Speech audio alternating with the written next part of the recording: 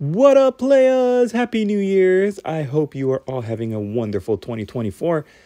I have built up this start collecting box for the Greywater Fastness. They are Age of Sigmar dwarves, so they're on round bases, but you can probably stick a couple of them on square bases for the old world that's coming out. As soon as we get those PDF data sheets and the base sizes for all of the armies, I might be building up my next Greywater Fastness dwarves as square-based old worlders. So I'm going to take you through what I was able to do with this kit. First, we've got the Warden King here. Now, in Warhammer Fantasy, when they released this, he was actually on a square base that was a decorative square base. This oath stone he's on, you just stick it on the other square base, but now they put him on a round base.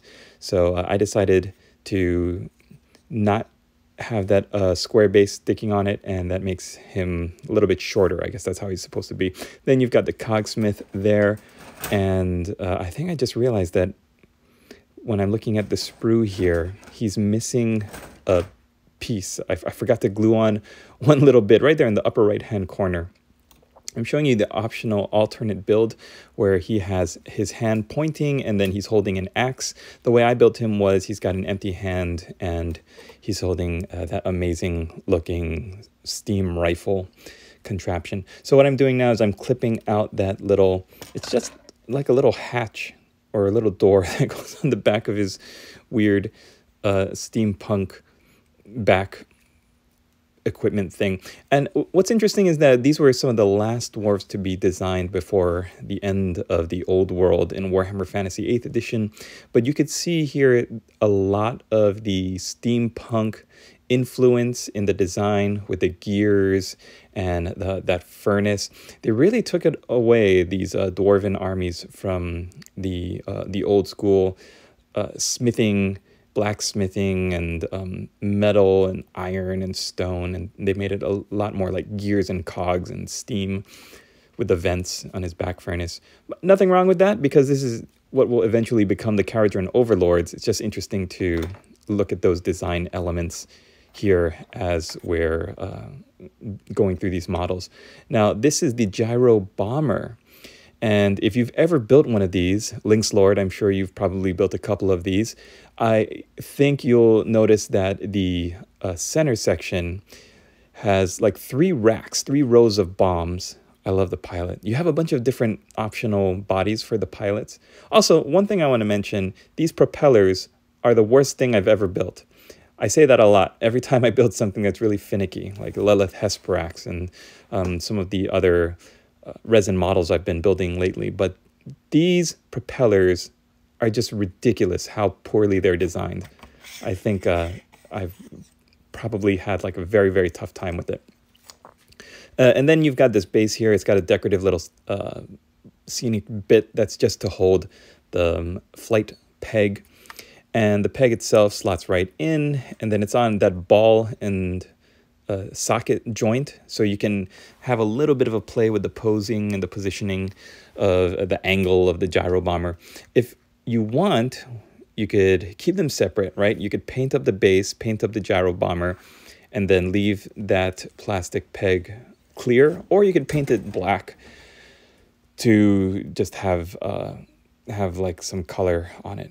And here, let's show you the bits of the gyro bomber. You've got 3 optional pilot heads. All of them look great. Anytime I see a dwarf with goggles and a little aviator cap on, it makes me happy. So there is that sprue. And then, like I said, this gyro bomber can also be built as a gyrocopter. Unfortunately, the Greywater Fastness assumes you're going to be building it as the box, so they don't give you the instructions to do a gyrocopter. You only get the instructions to build a gyro bomber. The rest of these bits here you see would be going onto the back of the vehicle to make it a gyrocopter, but you're going to have to find your own instructions if you want to put it in that configuration, or just try to figure it out. Be a dwarven engineer and tinker until you find it.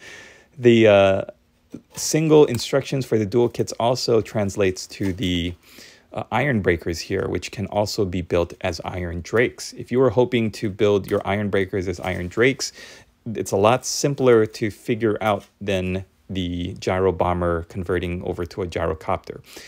This is one of the iron breakers here. You can see it's just the dwarven torso, the head, separate arms, and then shoulder guards, shoulder armor bits to cover the join and to make it a little bit stronger, especially if you use plastic glue. It's going to help you a lot because it's going to melt the plastic together, and it's going to be a lot stronger than if you did not have those shoulder pad bits. Now on the sprue here, you can see the kit comes with 2 full sprues that are identical duplicates and 2 half sprues. So on the full sprue, you've got all these extra bits for the iron drakes. They're 2-handed weapons. One hand is holding the rifle, the other hand is holding the underside of it. And then on this sprue, you also have the shoulder pads that are specific to the iron drakes. And also you can see there the heads. I didn't realize this, but their helmets are a little bit more like pot helmet shaped. And then if you look at the beards, the sculpted beards right there, it's all metal.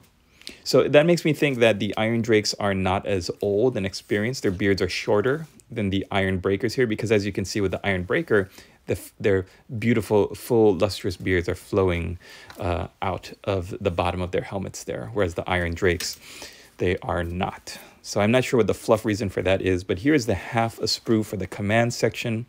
Because I went with the iron breakers, that means that I've got 2 iron drake standards. And that means I can use them for whatever I want.